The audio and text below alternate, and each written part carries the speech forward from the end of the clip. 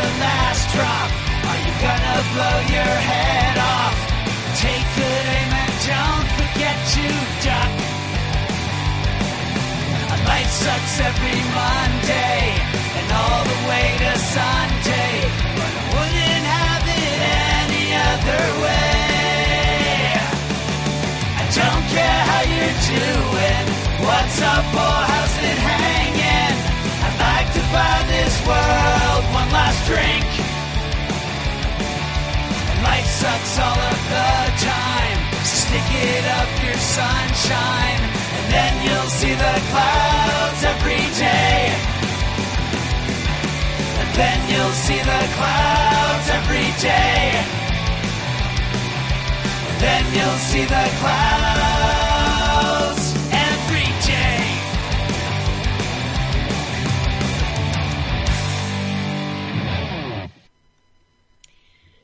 Welcome, everybody, to The Crazy Life. This is a sleepy episode for me. It is well past my bedtime, but I'm going to soldier through for you guys, for sure. Right, of course, as always, I'm Jen, the hostess of this wonderful podcast, and my co-host extraordinaire is Bryan. Hey, Bryan, how are you?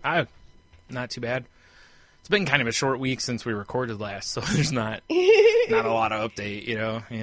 Right. It has been another one of those short weeks. Yeah. I've had anxiety this week because of, I've got my psychologist appointment on Thursday, which I'm super nervous about, but I also know that, it's the right step. It's right. What has to happen. I've been preaching, go get help, and I'm doing it.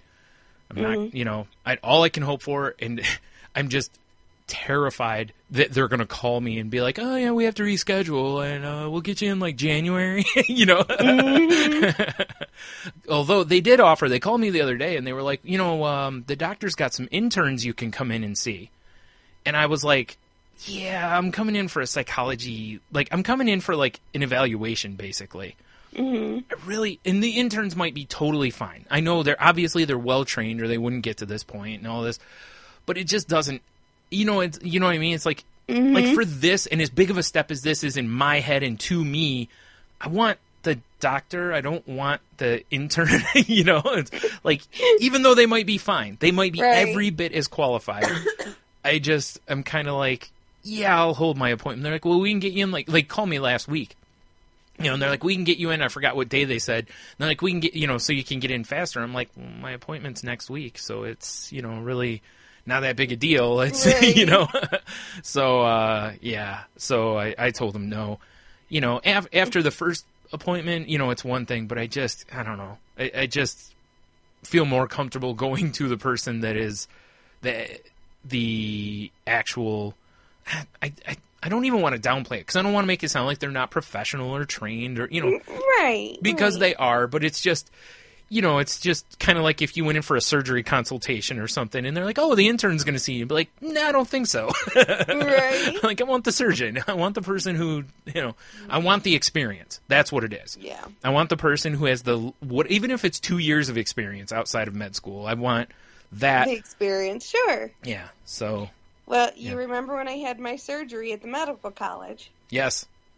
So, yeah. Yes. So, folks, for all of you out there, we have a medical college near us, and I went there to have ankle surgery, and, I have no problems with it. I think they're doing an amazing job, and I'm all for, the learning, and I knew I'd have different people assisting and talking with me, and just people, viewing and watching. I was going to say, your doctor comes in, there's 10 people with them. It's not the normal one-on-one Yeah, it's one of those type of situations, which I knew I was getting into, and that's fine. And I'm all for it, and I support that. And they were prepping me for surgery and stuff. And so each person was coming in with a pen and marking the ankle that they're going to be doing surgery on. So pretty soon, my ankle looks like a series of football plays. with X's and circles and lines everywhere, and like about a good 5 or 6 different colors of ink on my ankle and stuff. I'm like, all right, fine, whatever.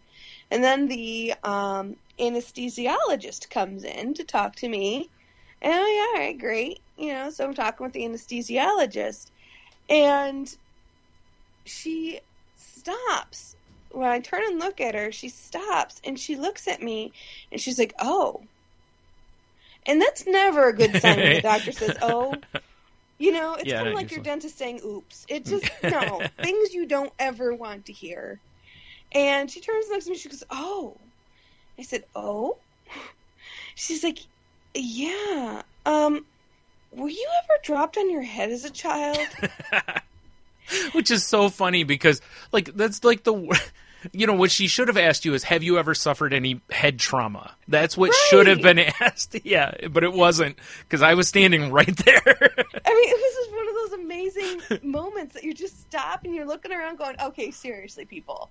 Where's the camera? Yeah. Who's pulling the prank? Because nobody asks you, especially someone in a white smock that you're presuming is a doctor, asking you these questions. And I said, no, not to my knowledge. And then she follows up with the best question. She's like, have you ever suffered any brain damage? And keep in mind, I have no clue other than I'm going in for an ankle surgery. I have no idea what she's talking about whatsoever. Right, because you're like, well, how does this correlate to my ankle? Exactly. I'm like, you're looking at me and asking me if I've ever had brain damage. Am I not speaking right? Yeah. Am I slurring my words? Am I speaking another language that I don't realize? Yeah. What's going on? And she looked at me. She's like, well, and I said no, because I haven't, not to my knowledge, ever suffered any brain damage or been dropped on my head. And she stopped and she looked at me. She's like, well, your eyes are dilated your pupils are dilated at 2 different sizes. And that's the first sign that we look for when we're looking at someone to see if they have brain damage. Yeah. I said, oh, okay. Is this something I need to check out? She's like, no, I'm sure you're okay. But you may want to talk to your parents. I'm like, oh? She's like, just to make sure nothing happened that maybe when you were a kid or something. So in my head, I'm like, okay, so you're accusing my parents of child abuse now? Yeah. So my mom comes in to, say bye before I go in for surgery. And at this point, I just think it's the funniest thing ever. So I stop and I look at her. I'm like, okay, Mom, I have something I need to ask you. And she's like, oh, yes? And I said, yeah. So one of the doctors said that I needed to talk to you about maybe being dropped on the head as a child. And my mother, who is not necessarily known for her comedic timing, turns and looks at me and goes, wasn't on my watch if it happened. Right. And I completely lost it. It was the funniest thing ever. And after going back and talking to different people in the field of anesthesiology, my cousin being one of them, she actually apologized on behalf of the field for the bedside manner of that woman. Yeah. And she said, yes, pupils dilating at 2 different sizes is something that you look for to see if there has been brain damage. She's like, but that is in an unconscious person. Yeah. That isn't a person that's not speaking to you, that's not, using their arms, their legs, she's like, you're fully conscious, fully speaking, fully articulate. She's like, there's absolutely no reason. And she's like, and you have blue eyes. She's like, when someone has light blue eyes, it's not uncommon for them to dilate differently than different, than other colored eyes. It just does. They dilate bigger because they're lighter, and they can dilate to different sizes. It's just, she's like, that obviously that was a student that has been doing a lot of research, which is good for them. Right. Well, yeah, I mean, and, you can't fault them for the concern because, absolutely. You'd rather have them ask you and find something like that out than go, oh, it's probably no big deal, and then have something go horribly wrong, during surgery or something, Exactly. I mean, I know that she's coming from a good good place, Yeah. and I did not take any offense to it. And in fact, thought it was quite hilarious and enjoy telling that story at many a cocktail party in my life. That's why I said, she should have asked you if you had had any brain, or head trauma kind of a thing. And really, she didn't explain why. Like right away. She took her time, like asking you, did you have this or did you have this? And it's kind of like, like you're sitting there and it's like, why are you wanting to know this? Because I know that's what I was thinking. Like, why do you need to know this? Yeah. It's like, Exactly. It's like, if she would have led with, oh, your eyes are dilated a little bit differently than normal. Yeah. Have you ever, Or even if she had asked that, be like, do you know your eyes are dilated at different sizes? Is that normal for you? Like, even that, be like, oh. Or yeah, exactly. And if you go, I don't know, then go, okay, well, we need to look into this just to, whatever kind of a thing. Yeah. So, again, that's my story with interns and whatnot. Yeah. So, well, that's the thing, is it's like, like I said with me, it's just, I know they're fine. I've been up to University of Michigan Hospital for a couple things, and, when I was up there for talking to a nephrologist about my kidneys, there was an intern sitting in with her during that whole thing, and that's fine. I'm okay. Because, again, they need to learn, that's... The only way they can learn is to sit in on that kind of stuff. So it's fine. But it was just, like I said, with this, I was just kind of like, yeah, I'm already uncomfortable enough about the whole process. And sure. I want to feel assured by somebody because what'll happen, and I know this well enough, again, this is part of the process, is if I went into an intern and I didn't agree with what they said, in my head I'd go, well, they're an intern. I would discount their opinion because they're an intern. Even though I shouldn't, and there's no real reason to, I would just feel more comfortable. It's an easy out. It's an easy excuse. Right. And I'll be honest, if I go in there and they want to have an intern in there while I'm being evaluated or whatever, I'm not entirely sure I feel comfortable with that either because of the nature of it. Right. It's like, it's so weird because it's like, I'd probably feel more comfortable with an intern in the room having like a colonoscopy than having a psych exam. I know. I was like, I don't want you in my. I don't want anyone in my head. So to ask me to go to 2 is like, don't get me wrong. I don't want anyone in my butt either. I especially don't want 2 anyone's in my. But it's just one of those that I think, especially until I'm comfortable with the, after I go a couple times or something, or go, then maybe I'd be like, I don't care, or whatever. Like if I went to my regular doctor and she was like, hey, intern, but I'd probably be like, yeah, that's fine, Right. But until I feel comfortable, yeah. Well, one thing you don't have to worry about is the fact that they're not going to shrink your head much. No. And even if they did... I'd still have a huge head. Exactly. So, that's one less worry. Yeah. Actually... And I'm sure people listening maybe get tired of us bringing up Angela's awesome podcast. I'm going to bring it up again anyway. I liked on, I don't think it's the newest, or maybe it is the newest episode. I can't remember. Angela was talking about, she had a feng shui specialist come in. And she was like, well, I want to work on this. And the expert was like, well, you should focus on this. And Angela was like, but if I get this done, then I can focus on and the woman was like, no, you should focus here. And Angela was kind of like, no, over here, kind of a thing. And Henno was talking about how when he first went into therapy, he wasn't going to talk about alcohol at all. Mm-hmm. He was going to talk about relationships and other stuff, but he wasn't going to talk about his alcoholism, and he's like, so that's what it is we go in with that game plan, and when they don't do what we want them to do, we want to move them back to what we want them to do, so that, because in our head it's going to go this way, and if it doesn't, then that's, so I've gotten past that point to where I'm not going in with a game plan. Like, I have one thing that I will say, which is I don't really want to be on an antidepressant. If I can avoid it, I would rather try other things first. I would rather not go on one. But if they... Now, keep in mind, I'm on antidepressants and they do really well. No, I understand. Yeah. I'm already on a lot of medicine. I just don't want more medicines. But again, and the one I was on, and I know there's others, but the one I was on, I didn't like the way it made me feel. So... Yeah. But that's why I'm going. I can talk to them about that. And if they go, well, you need to get over that, you really need to be on one, I'll go, okay, well, you're the professional, and then I'll, I really am not going in with much of a game plan. I'm going to bring that up because that's a concern of mine. And whatever they say, I'm going to probably trust because they're the professional, Yeah, and Unless I'm not comfortable with it, unless they're like, well, you weren't on a strong enough one, and it's like, yeah, I really didn't like how I felt on it. I don't really want to up that dosage, because that's a strong one. But, It's interesting, because I go to a psychiatrist, and I have my general practitioner that I see, who happen to be married, which is kind of an interesting dynamic.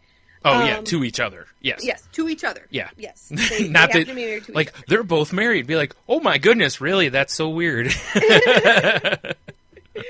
And it's interesting because I went to the psychiatrist for the first time, and I sat down and we started talking, and stuff, and I started kind of going, I didn't know what he was looking for because, I was just asking questions and stuff. And he's like, oh, let me stop you. He's like, there's a psychiatrist that you talk and talk and talk and talk and talk and your whole life story. Then there's a psychiatrist that you go to that are like specifically to help you. Right. That's a psychologist versus a psychiatrist, I believe. No? Nope. He's like two different types of psychiatrists. Oh, okay. I thought the psychologist was the one you went to just get evaluated and whatever, and the psychiatrist was the one you went and talked to about things at length.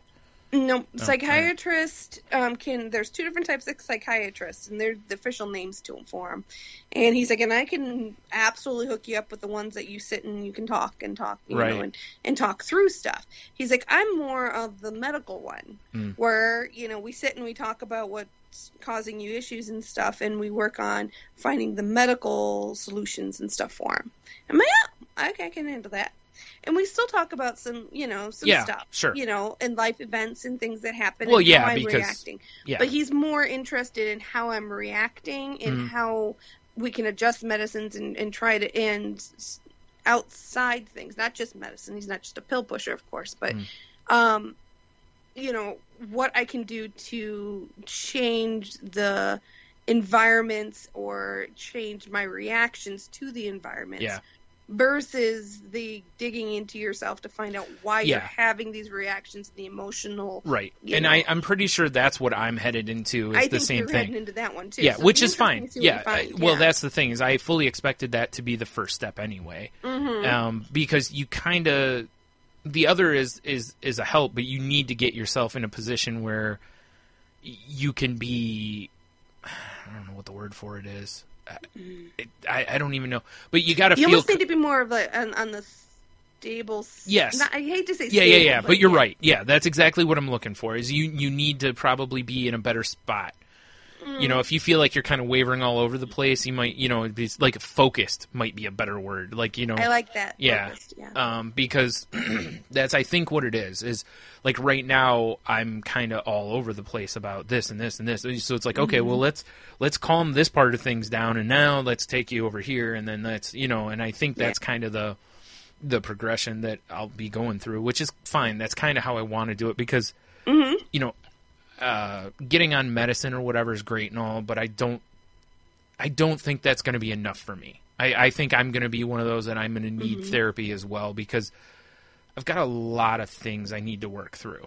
Like, yes. I've got a lot of things and a lot of years of depression to unknot myself from, really.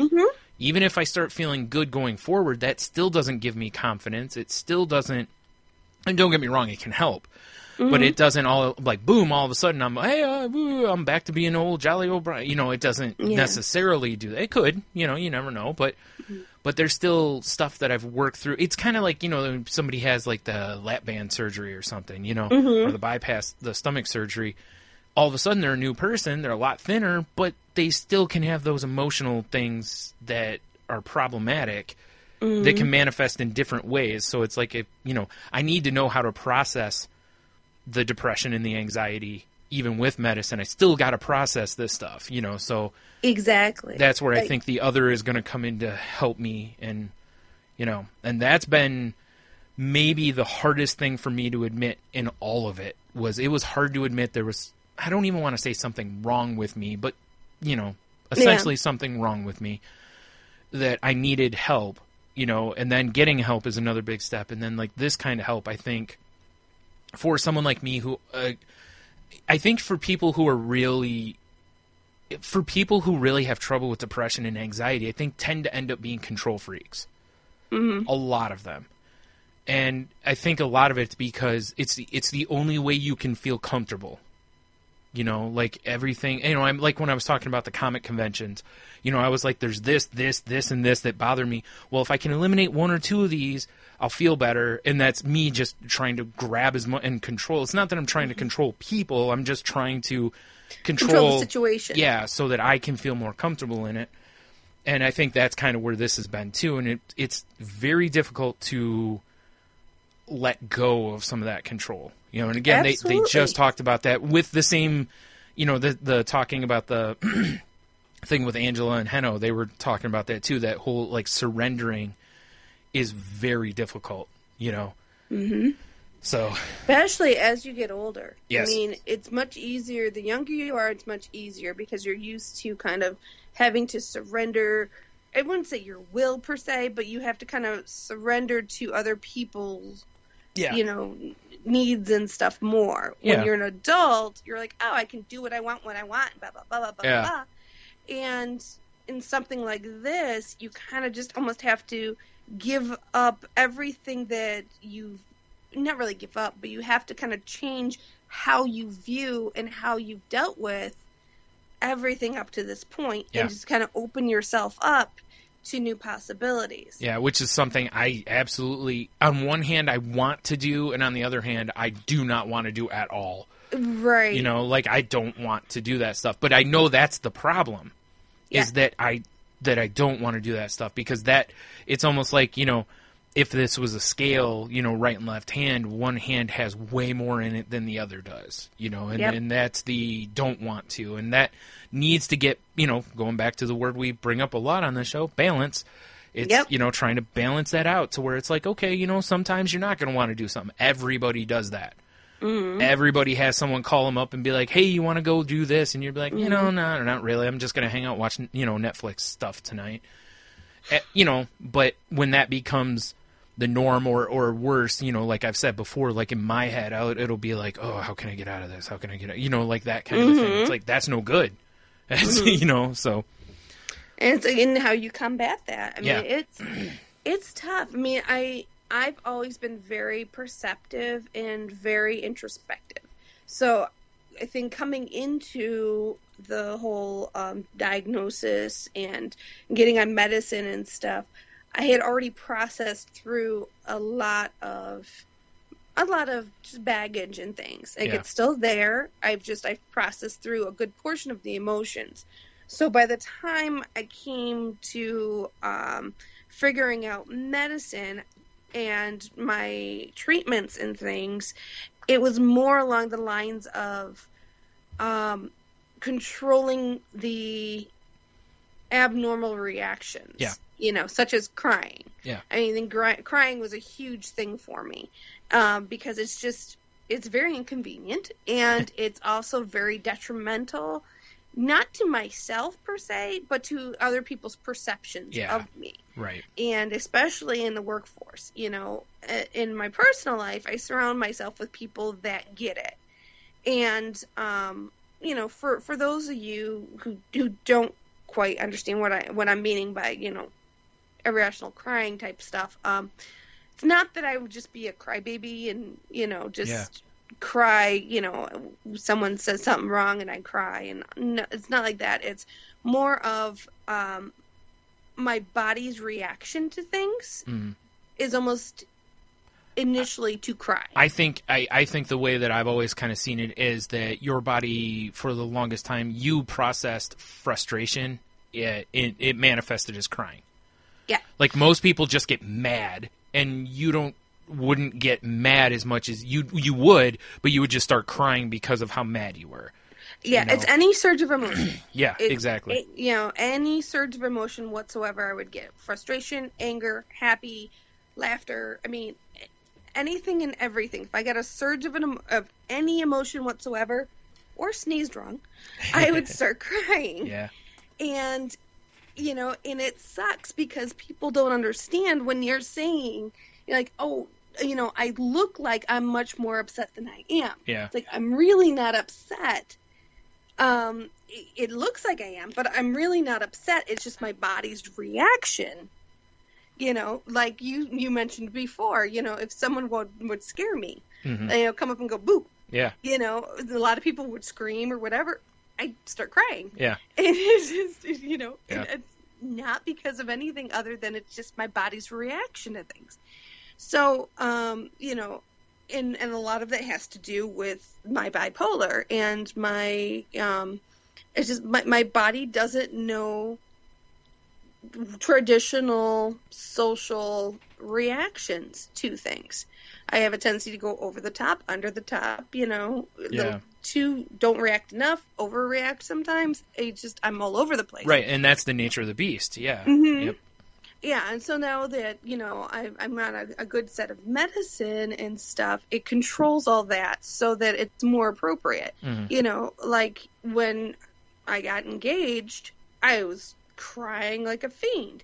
I couldn't stop crying for a good, 5-10 minutes. Which is honestly pretty typical. I mean, you see that a lot. Yeah. Exactly. So, but it was a major surge of emotion, lots of tears, quite expected, you know. It just that's what happens, and I was also laughing like a crazy person.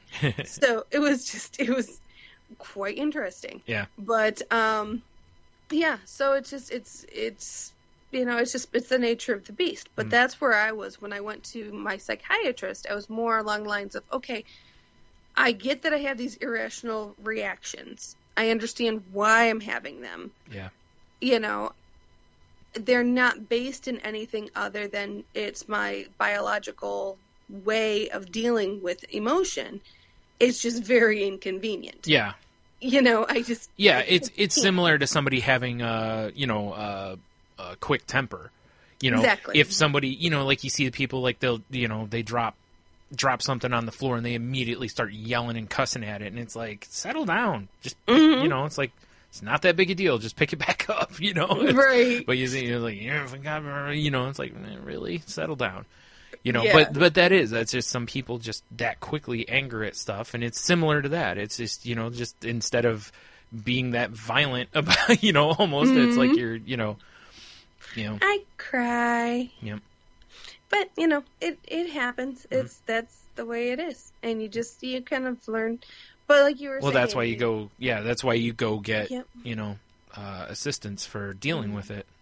And that's when I first went to my general practitioner and was talking with her about things, and she's the one that helped me come to the diagnosis of social anxiety disorder, and subsequently hooked me up with her husband, and we did some work, and that's where we came to the bipolar diagnosis. Mm-hmm. And she's told me from the beginning, though, that was when it comes to medicine, the thing to keep in mind is this negatively impacting the quality of my life? If these reactions are negatively impacting the quality of my life, that is when we need to start seeking out other treatments, other than just trying to manage it on your own. And when I thought about it that way, that really made a lot of sense. And that's when I started on the medical path of things versus going through more of the psychiatry of the, diagnosing the issues in my head and why I'm responding the way I am. I pretty much got all that stuff taken care of, and now it's just my bodily reactions to things that I needed to manage because they were causing issues in my life, such as work. You can't cry at work. Yeah. You just can't.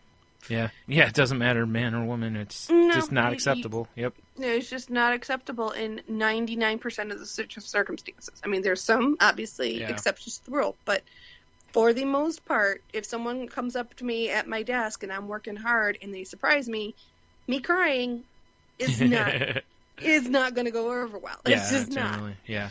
You know? Because somebody just randomly sees it and they'll think that they did something and you're crying and it's like, should I go get HR? Like, what's... Right, exactly. Or the person's like, oh my God, I'm so sorry, I didn't mean to... Yeah. Are you okay? Well, yeah, because you generally aren't out to make somebody cry, It's like, right, exactly. Yeah. And it's like, no, trust me, I'm fine. I'm fine. It's just that this is my reaction to things. Sorry. Some people laugh, some people shake, some people I cry. Yeah. I even try to call it my eyes are watering. Yeah. Because it makes it sound less emotional. What it makes it sound like is you making excuses.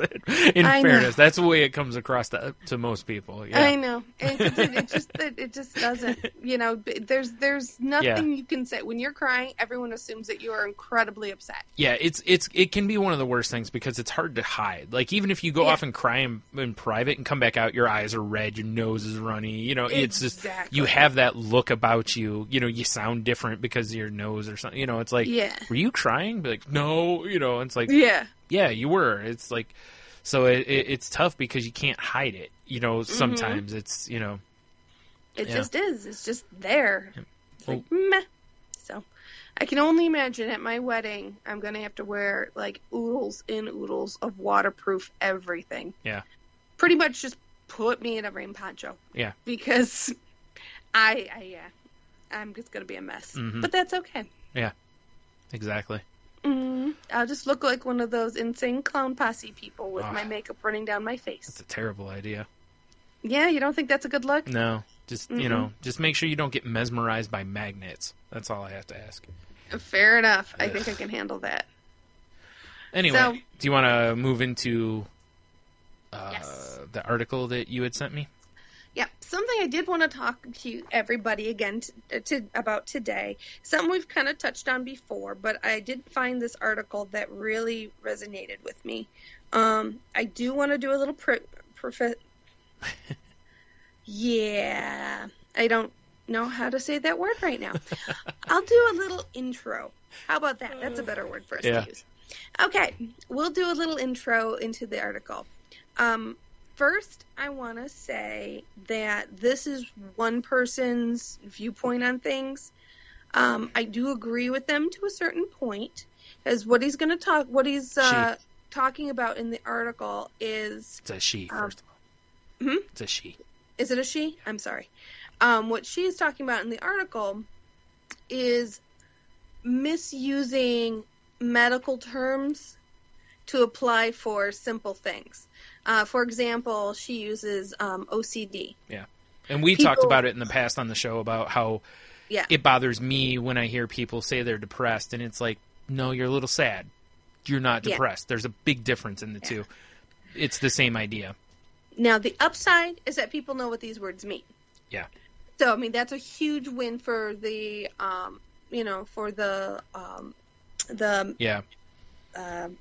goodness. Sorry, folks. I told you I was tired. We'll say mental illness community. Thank you. That's exactly where I was going with that. The downside is that they're applied incorrectly, like the word literally tends to be. Yes. Yeah. So it's a double-edged sword. It's great that people are aware that these are real things that people are going through. These are real illnesses that people are dealing with. So that's awesome. Not so awesome when you use them incorrectly and pretty much it's not making fun of them, but downplay them, shall we say. It's kind of trying to make it, it's almost like you're devaluing it is what you're doing. Yes. Yeah. Exactly. Because you're making it seem commonplace and like, oh, I'm just, like the thing, like, oh yeah, I was a little depressed today because this and that. It's like, you were sad. You weren't depressed. There's a difference. Depression is a clinical diagnosis. OCD is a clinical diagnosis. Bipolar is a clinical diagnosis. Do you see what I'm getting at here? If you haven't been clinically diagnosed as one of these things or of whatever, try not to say that you are. It's no different than, oh, I'm such an alcoholic. Are you? I mean, there's people that struggle with this, that it ravages people. What you are is a binge drinker, kind of a thing. So that's where this is all going. Yes. And that we can even get a little extreme on things. Imagine someone eating like 10 candy bars in a row going, oh my God, I'm such a diabetic. Yeah, exactly.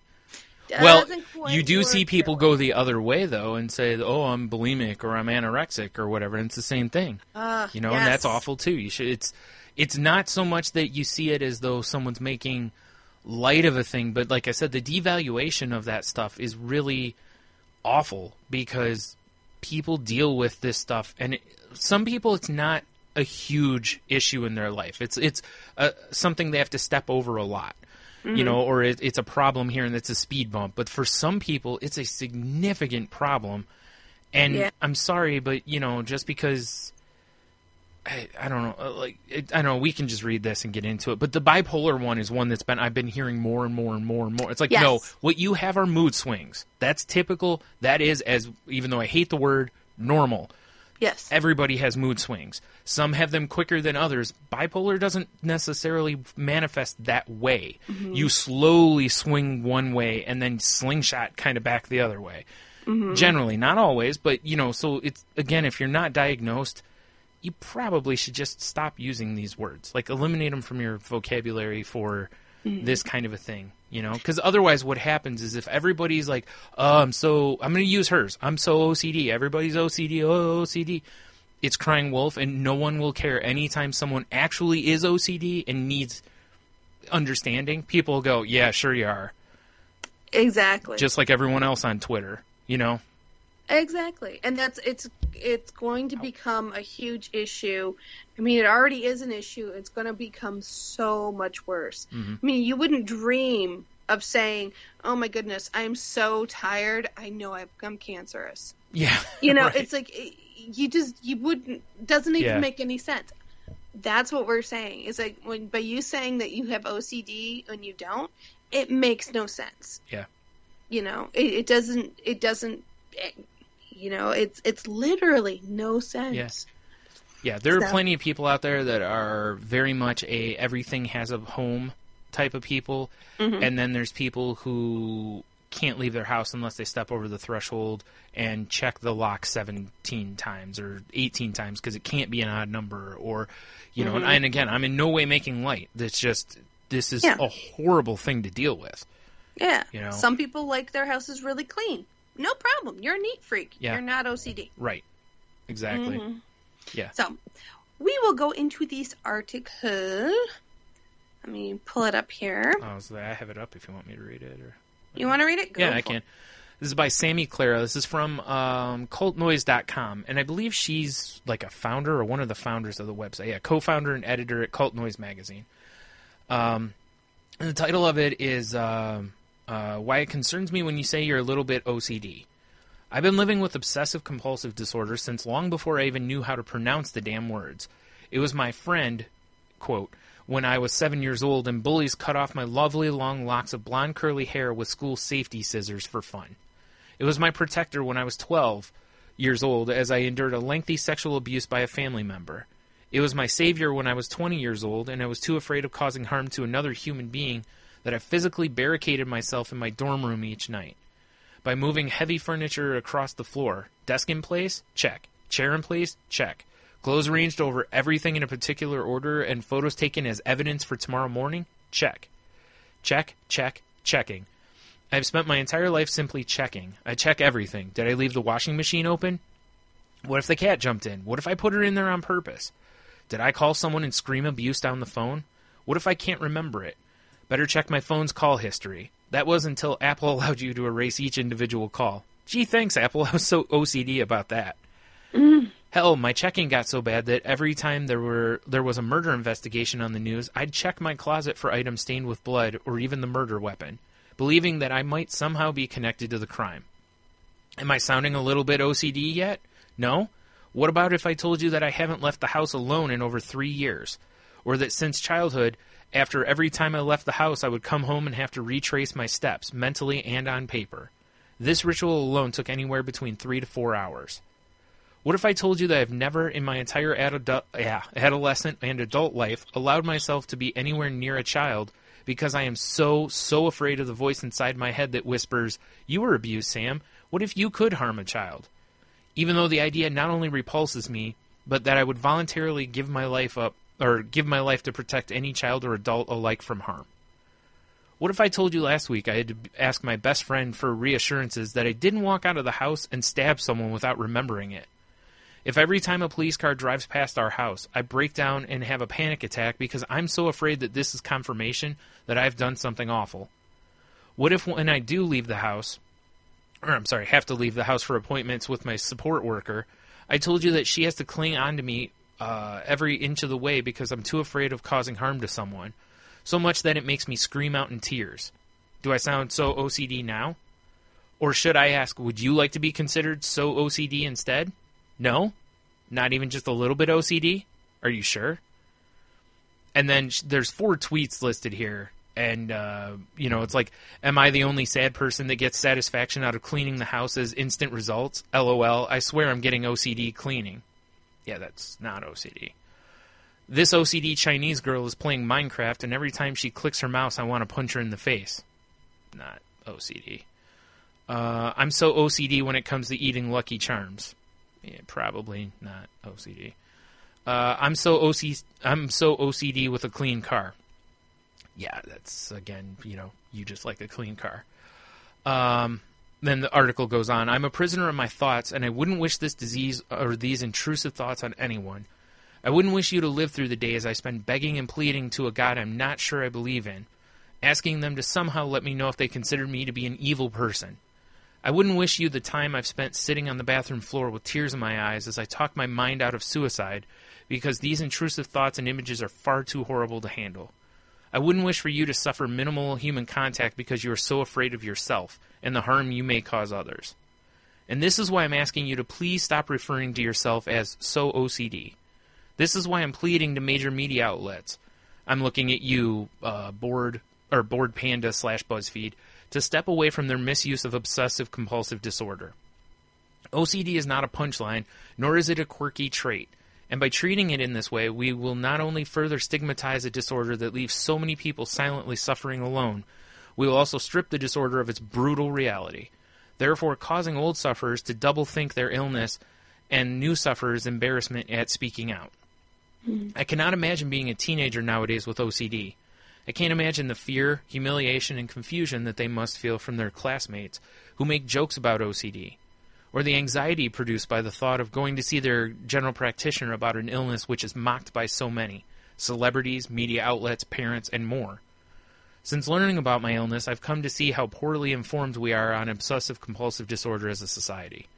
I've therefore made it a personal challenge to go out of my way to inform others about OCD, to educate individuals and companies when they misuse the term so OCD on social media. More often than not, people have apologized and have seemed genuinely care about the importance of fighting this stigma. Other times, however, I've been bombarded with abuse and aggression, with those in question telling me to calm down or get over it, informing me that it's just a phrase. To those people, I say OCD is not a phrase, funky slogan, or cool adjective. It's a heart-wrenching, disabling, and incredibly painful illness. An illness. Where is the humor in that?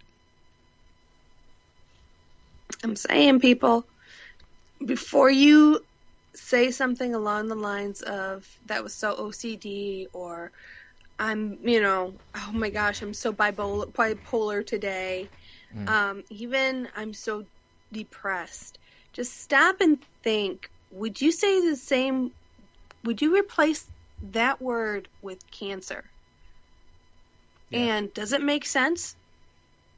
If it doesn't, don't say it. Yeah, it's like I said, don't find a better word. If you're not, if you haven't been diagnosed with these kind of things, mental illness is a horrible enough thing to deal with without anyone devaluing it. It's already been devalued for years. As get over it, smile. It's no big deal. Just get up, just go do things. Which is all a load of garbage. You can't. That's what makes it a problem. Mm-hmm. If I could just smile and everything would be, great, I'd be smiling all the dang time. Mm-hmm. If I could just, all you got to do is just go. Oh, all right. Well, in that case, I don't even know why anxiety drugs exist when all I have to do is take a step out my front door and I'm cured. It doesn't work that way. And as long as, people keep doing these things and saying these things, you're making it harder of a fight for those. So if you have people and you care about them, you probably know someone who's openly talked about mental illness in your life, or not just mental illness, any sort of a condition. Mm-hmm. You know what I mean? I don't even know, I can't think of one off the top of my head, but if they had some sort of an autoimmune disease or something like that, it's mm-hmm. like, would you still make fun of them to, I was like, it's ridiculous. Mm. You know, you wouldn't want someone doing that about you. And it's like, I know people see it as, oh, it's just words, it's just a phrase. And it's like, yeah, but people with mental illness are at a severe disadvantage to, like, if I break my arm and they put it in a cast, I walk around and people go, why do you have the cast on? I go, I broke my arm. They go, wow, that stinks. Can I help you with this or this? Okay. If I walk around and I go, wow, I have depression, a lot of people are going to go, oh, you just need to smile more.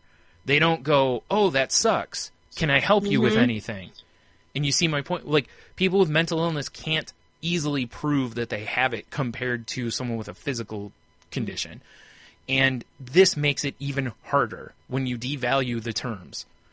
You know, and I'm not one to go out there and police words. I'm really not. I'm a big proponent of free speech. You know, you can say whatever you want, and as long as you openly accept what you get in return. You know, just, you know, if you exercise free speech, you can't get mad when someone exercises it back to you. But when it comes to stuff like this, it's like you're making life harder for some people. Realistically, it's no different than a lot of people trying to get rape removed, because rape is another word that people throw around like it's nothing. Or really, people compare people to Hitler, the Holocaust, this kind of stuff. And it's all hyperbole. But you're making things really difficult on people who've gone through these really awful things. And it really is. I think hyperbole is a great word, first of all. But this country, you know, the United States of America is very big on hyperbole. Yeah. You know, we use it all the time, and it's just we're constantly overstating and constantly, you know, using the incorrect terms for things, and a lot of it is for humor, because a lot of humor is hyperbole and taking small situations and making them much larger. Sure, exaggerating things and sure. And again, I'm all for that. I'm okay with that. I can laugh. And if you follow me on Twitter, I poke fun at myself and my depression all the time. I probably, for my own sake, probably shouldn't, but I do it because it helps me deal with it. It helps me get dark thoughts out of my head if I can kind of make fun of them, you know? Yeah. I think the key is just be aware how you're saying things. Yeah. You know, something that I use a lot is undiagnosed. You know, if someone's referring to something, you know, that they feel that they are having these issues, but have not been officially diagnosed with something, I always make sure I clarify for them, like, oh, okay, you're undiagnosed diabetic. Yeah. That's fine. You know, you could still have the same symptoms. You could be diabetic. That's, you know, there's no here, no there. I don't know. Right. But the fact is, you don't know. So, you know, you're undiagnosed bipolar. Okay. Yeah. Same struggle that I'm in. Yeah. I can't discredit any of it. Right. All we can say is you're undiagnosed. So you're not 100% sure. Well, the other thing too is there's a lot within the mental illness world. There's a lot of the conditions that are very similar to one another. Yes, you know, there there's bipolar with depression. There's bipolar, you know, just bipolar. There's even within bipolar, there's various facets of it. In depression, there's different levels of depression. You know, so, you know, really, if you're gonna go around and claim this or that, it's, you know, you should go get an evaluation, find out. And then if people say something, you can go, hey, look, I've been clinically diagnosed. I have a paper, because generally you can show it. Like, look, I was diagnosed, you know, kind of a thing. And unfortunately, that's almost what you have to do with mental illness nowadays, is pretty much carry it in your wallet and it's like, look, I'm diagnosed bipolar, people. Yeah. Well, because there's so much out there. Everyone says they're bipolar. Everyone says this and that, the other. And I'm not trying to discredit people who haven't been diagnosed. Right. Yeah. Because this isn't any sort of there's no contest here. There's no winner. Yeah. Oh, I'm more. Than you I'm more bipolar than you. It's like, oh, I'm sorry. Here's your award. There's none of that. No. It all sucks. No matter if it's the most minor version or the most major version. It's, you know, depression is a great Bryan Johnson that's on Tell 'Em Steve Dave. Just years ago, I remember hearing him say, someone was like, when he's like, life stinks. And someone was like, well, it could be worse. And this is a Calvin and Hobbes strip also, because someone brought it to my attention the other day, and I really need to go back and read Calvin and Hobbes, because I think all the world's genius just lies in those pages. But it's basically, it's like, could be worse, and it's like, could be better. Again, as we've talked in the past, it's perspective. So, there's no, if I'm dealing with depression and so are you, it sucks for both of us. That's the bottom line of it. And that's fine. I'm fine with that. Like, if you have depression, I don't want to tell you can't say you're depressed. What I don't want is if you wake up and you're just feeling a little down, or, whatever, and that's it. And it's like, yeah, that's great. You had one bad day. It sucks. And again, I'm not trying to make this a contest, but I've been dealing with this. I'm 37. I've been dealing with this since I was like 12. Mm-hmm. I'm sorry you're having a bad day, but man, I can't tell you it's hard for me to remember when I didn't have a good day, or a bad day, so it's like, see that difference. And it's, like I said, it's not a contest. I'm just trying to switch the perspective a little bit. Make sure you're using the appropriate word for where you're at. Another great one, another one it's another word in this list is insomnia. Oh, yes. People can't sleep one night. Oh, I'm such an insomniac. I'm like, oh, really? It's like, how long has it been since you sleep? Oh, well, last night. It's like, Yeah, like, not so much an insomniac. There's people out there with like 4, 5, 6, like going on days of no sleep where there's zombies and basically they're hungover. And, it's like, again, you could be. I'm not saying you aren't, but it's like, Yeah, you might want to research just a little bit before you're saying you are. Yeah, it's just one of those things that, and it really feels like, if you're around me and you tell me you're depressed, I'll ask you about it. Like, yes. I will openly ask you, and I'm gonna full on admit it's a total jerk move, but I'm asking you because I'm trying to vet you out, basically. I'm trying to find out if you're really depressed or if you're not, because if you are, I want, either way, I want you to feel better. Right. I don't want people to feel depressed, no matter what the level of it is. But if you tell me you're depressed, I'm going to ask questions. I'm not going to just, oh, that sucks, and whatever. I'm going to ask questions, and if you start sounding like you're not, I'm probably going to be a jerk and point it out to you, because as a person who is depressed, it really makes me feel like garbage that you're trivializing a condition I have. Even though that may not be your intention, that's still how it feels to me, so. Again, whenever you're dealing with these types of terms, these are medical terms. When you're using medical terms, you've got to make sure that you're using them appropriately for the given situation. Just like you wouldn't wake up and cancer is a great one, because nobody wants to have cancer. Yeah. Nobody even wants to come close to even, thinking that they have cancer. Yeah. So, you'll never probably see that word thrown around loosely. So just take that word and put it in place of the word you have been using and see if it makes sense. Actually, it already is thrown around. If you watch sports, you'll hear the term, they're a cancer to the locker room. Oh, you're right. You will hear that a lot. And in other places too, but you will hear it in sports. Yeah. Now, don't get me wrong, there's in a lot of ways sports are still backwards thinking, but I'm not, again, I know that's an unfair blanket statement, but you hear a lot of backwards thinking coming out of sports. Whatever. Yeah. Good or bad. And, we are the word police, I guess, today. And, yeah.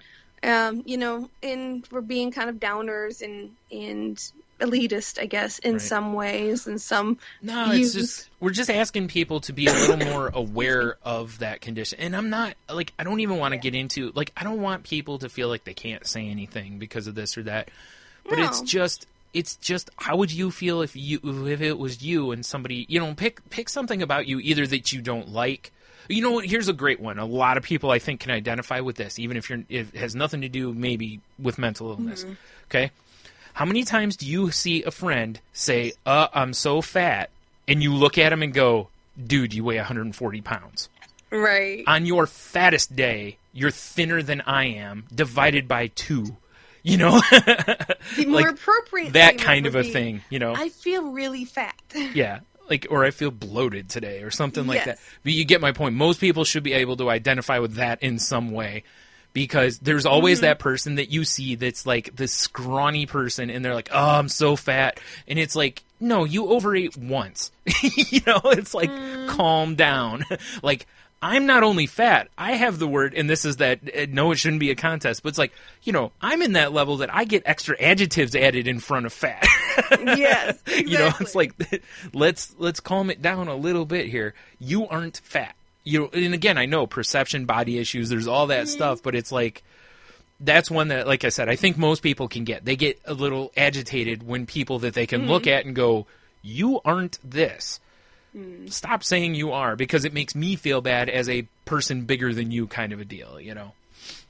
Yeah, I mean, So. it's just in a big, you know, use those additive words, you know, the undiagnosed, or I feel, Yeah. you know, I feel depressed today. Okay. Yeah. You're not depressed. You may feel depressed, but you're not depressed. Yeah. Got it. I would so much prefer if people would just say down or sad, or, Yeah, I know. Me you know what too. I mean? Yeah. I'm with you. I know what you're saying. I don't like using the diagnosis words if you aren't. Like, if you think you are, that's fine. You can use it within the context. I'm getting, you know, I don't want anyone Right. to think, you know, if you're like, you know, I'm thinking that I'm depressed because blah blah. You know, I'm not going to go, no, you're not. You haven't been to a doctor. You know, like I'm, you know, nothing like Right. that. It's just, I'm very much the type. But if somebody keeps telling you they're depressed, and I've had this in the past, and I'm like, you're not though. Like, Yeah. I've been These are around pretty you enough. serious Yeah. words that you're using. Like, either you're totally covering it up, which, don't get me wrong, symptom of depression, Yeah. but either you're totally covering this up, or you're only complaining about it once every few months. That's atypical. That's not, you know, that doesn't fit. So it's like, so that's where, like I said, I'll ask questions. It's like, well, blah, blah, you know, you start getting into it a little more, and it's like, yeah, I don't think you really are. I think you're just having that frustration with life and a bad day, and we, you know, that sucks. It sucks no matter when you have it, whether you have one every day or once every 2 years. Bad days suck, you know. Absolutely. But like I said, I don't know. You know, it reminds me too. You know, another one would be, you know, there's words that like people use for mentally handicapped people over the years, and you know, and I don't even like the word, honestly. So Yeah.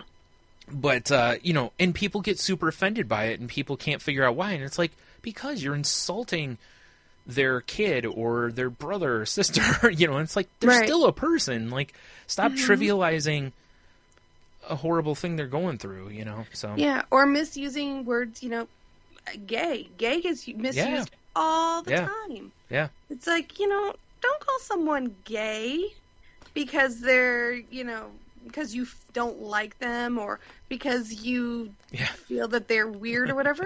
That's not what gay means. Yeah.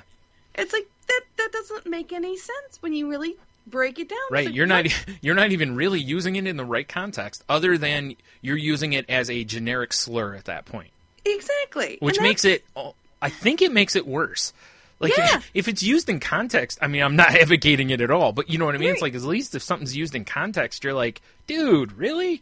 But when you use it out of context like that, it's like, I think that's worse, because you're makes just, no sense. you're not only choosing that word, which you could have chosen a bunch of other words, but you chose that one. So that means you've got some issues with that word, and now you're just blanket using it. It's like, I don't know, man. Like, Yeah, I mean, you can't just, you know, take a there's step so back. many misused words and stuff out there Yeah. and I am no saint. I have Right. completely misused words in my life. Yes. And, Well, we all you know, have, yeah. Well, that's why I said have- I have said that I have openly said that, man, I'm depressed today. Doesn't work that way. right, and I've tried, and I even mentioned that. And I try to be more aware now than I ever have been. But, Yeah. you know, it's Well, like, growing. when we had Heno on the show with us, you know, I mean, it's no secret. I'm not talking out of school here. You know, Heno, you know, has dealt with alcohol issues, and he's, you know, to the good. He's clean now and living a good life, and you know, and that's great. That's what we want. And you know, after listening to him and some of the stuff he talked about, I looked back at, you know, jokingly referring to myself as an alcoholic. And I even, during the course of that show, if I'm not mistaken, at one point I was going to say something like my alcoholism. And then I was like, no, I don't even want to call it that because it isn't. Like, it, you know what I mean? And it's, that I think was kind of the thing. So, like, even that I've tried to curb because, you know, I've seen what alcoholism can do to people. I've seen a few ways what it can do to people. You know, I've seen people where it's destroyed their liver. I've seen people where it's destroyed their lives. You know, and when you see that stuff, it becomes more real. Yep. And like me dealing with depression, and I've got other friends that deal with depression, and hearing and talking to them about what they deal with depression or anxiety. And it's like, it's so, I don't want to make light of it. I mean, I make light of my depression. Right. You know, and I had somebody send something to me on Twitter one time, and they were like, well, you shouldn't make fun of blah. And I was like, look, if you read it, I'm making fun of my depression. Yeah. I'm not making fun of yours. I'm making fun of mine. If you happen to have a similar circumstance, first of all, I'm sorry, because I don't wish this on anybody. Second of all, I'm me. You know what I mean? Like, I'm commenting as myself. I'm not blanket statement. You know, I do once in a while. I'll be like, depression is like this. And when I do that, I'm generally, I'll do stuff to either make somebody laugh, or I'm doing that as kind of a, hey, this is how it sucks. You know, it's similar to this, which also sucks, you know?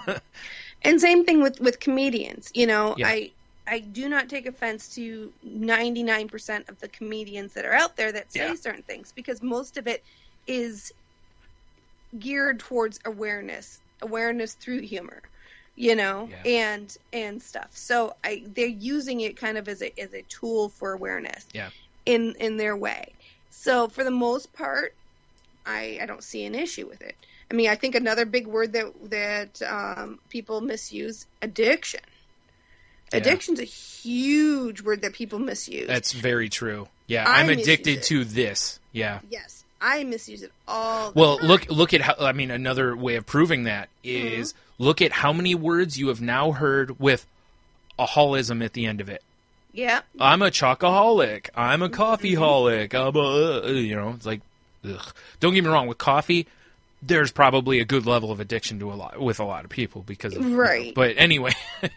And so, I mean, we could go on all night, I'm sure. I think the whole point is not to get too hypersensitive. Yeah. But be more aware. Right. And to really, especially when you're dealing with medical terms and things, make sure you're really, try to be aware of how you're saying and how you're using those words, just because you don't know who you're talking to. You don't know who you're around. Yeah. And you know, you don't want to look like an idiot. I was just going to say, I can give you another great reason, and you know this because I've said this to you and to other people in your company. Yep. Which is, when you choose the incorrect words and you speak, what happens a lot of times is you come off as being naive. You come off as not knowing what you're talking about, because it reminds you of, you know how you'll be around somebody and they'll learn a new $1 million word and they use it in everything, and you're like, dude, that's not what that means. You know, and you start in your head, and Inigo Montoya keeps popping up with, you keep saying that word, and it, you know, that word doesn't mean what, you know, you think it means. And it just keeps popping up in my head. And it's like, that's why I know people hate being corrected, but I will do it every time because, or no, you know what? Not naive. That was the wrong word. In fact, myself. Ignorant. That's the word I was looking for. That's what I was going to say, but I can't believe I messed that up because I always say ignorant to it because that is what it is. You come across as though you're using words you don't understand. And it's like, if you... And you're smarter than that. Exactly. And if you're not, get educated. You have the world of knowledge in your pocket. You know? So... But I firmly believe each and every one of our listeners is smarter than that. Yeah. And if they're not, you know what, though? Smarter than a lot of the stuff I say. Listen, you and I have openly admitted that we've both done stuff. I mean, like the alcoholism and stuff. Like, I'll joke about that. And, you know, and we've both, everybody's probably done it, but just be a little more aware about it. We're not, you know, like you said, we're not trying to word please too, I mean, we are, but we're just trying, it's more about we're trying to raise awareness of why, especially if you say something like this. Like, if you happen to say, oh, I'm bipolar in the company of someone else, and they're like, yeah, you're not. And you're like, wow, whoa, somebody's, Yeah. or, kind of a thing. It's like, well, now you understand maybe why they got mad, because they are bipolar and they don't like you trivializing something that has maybe crippled, like me. Depression has in many ways crippled me as a person. As an adult person, I am crippled by, my depression and anxiety at times. Yeah. How dare you trivialize something that has done that to me, It's like, hey, let's go make fun of car accidents to people who've been killed by drunk drivers. That'll be hilarious. Not so much. Let's tell a chemo patient, let's just tell them they just need to eat a little bit more. Yeah, right? You're looking a little skinny. Maybe you have a sandwich. Like, really? So, yeah, exactly. Yeah. Now, I will say, in certain circumstances, that joke you just made right there could be incredibly, appropriate. Listen, if it was me sitting in that situation, in fact, I probably said something similar to my dad, Yeah, that's what I was going to say. But, it could be. Yeah. Judge your audience. Right. Because sometimes those things are appropriate. Yeah. Because, again, like what comedians do, you find a way to laugh at either sadness or pain or, the dark stuff. You find a way to laugh at the dark stuff to make it more palatable. Right. That you can, move through it. Yeah, exactly. And help people move through it with you. It's not to make light of it per se. The subject is still heavy. Yeah. It's just trying to... You're not making fun of the person going through it. You're making fun of... Like, even if you make fun of cancer, you're making fun of cancer, not the person suffering from cancer. And I know that seems really close, and it is. It takes a very skilled hand Yes. to write a joke that doesn't seem like it's picking on a person. But there's good jokes out there for a lot of topics. Don't get me wrong. There's some topics that I've still to this point not heard great. Yeah, you can't really joke about something. You have to be careful. But for the most part, and it's finding those fine lines. Yeah. And our favorite word, balance. Yep. And knowing your audience and stuff, and just be aware. Well, just really think. Here you go. If you don't know what OCD is, if you don't know what bipolar is, if you don't know truly what depression is, if you don't really know these things, like I said, get your phone or on your computer or whatever it is and go on WebMD and just type in depression. And there'll be, this is what depression is. And trust me, it won't be anywhere near what depression truly is, but it'll be at least be a stepping stone.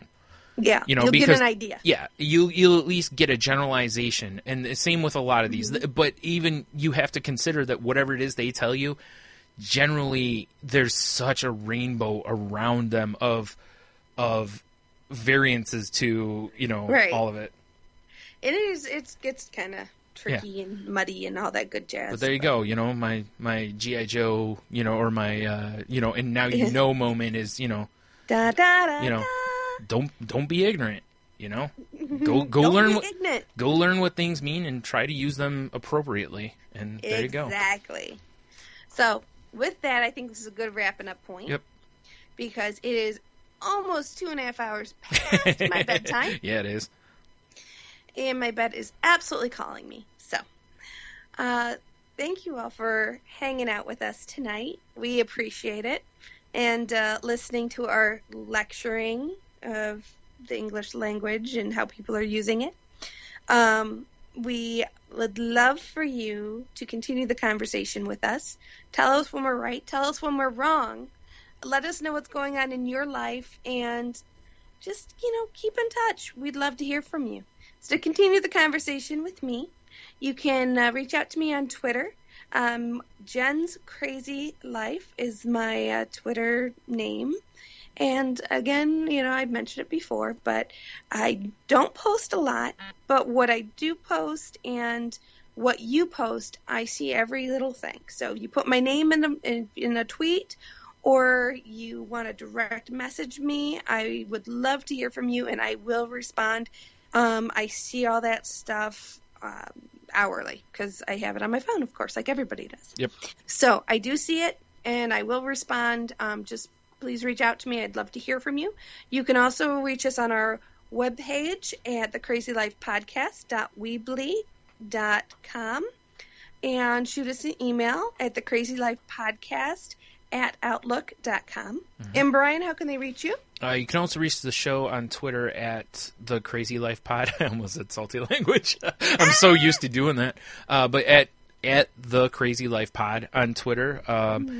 And then, yeah, you can reach me at Stunami on Twitter or at salty_language. And my other podcast, Salty Language, you can find at saltylanguage.com. And, the same way you found this show, if it's iTunes or whatever, you just, we're in there too. Let's see. And then you can find, our opening song was done by our pal Heno, and you can find him at Ida Heno. Thanks as always, Heno.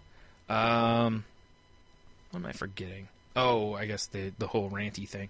We're not doctors, professionals, trained therapists, anything of that ilk. So if, you need help, or if something we've said, it kind of registers with you and you're like, hey, you know what? This makes sense. Hey, go talk to a doctor. It might, it might make, a significant improvement in your life here.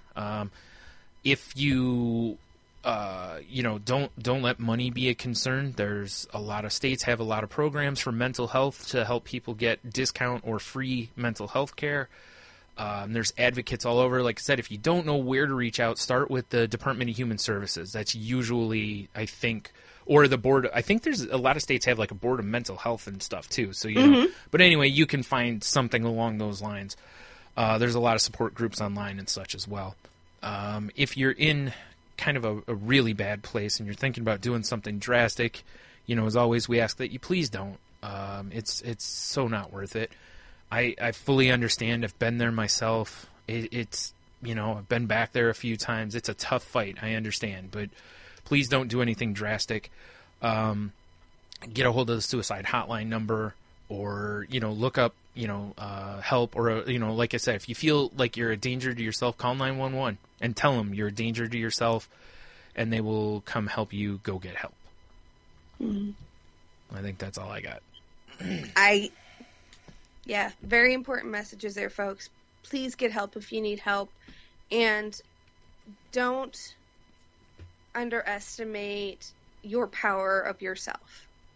You can work through anything you want. You just have to want it. So ask for help, reach out for help. You will get help. Let us know, and we will help you in any way we absolutely possibly can. Yeah, definitely. Even if it's just forwarding you to someone else, it's, whatever I can do. Whatever we can do, we are here for you. Because we care about each and every one of you. I know it sounds cheesy, but it's true. Sometimes truth is cheesy. Yep. With that, I'm going to go to my pillow. So good night, everybody. Have a wonderful week, and we will talk to you soon.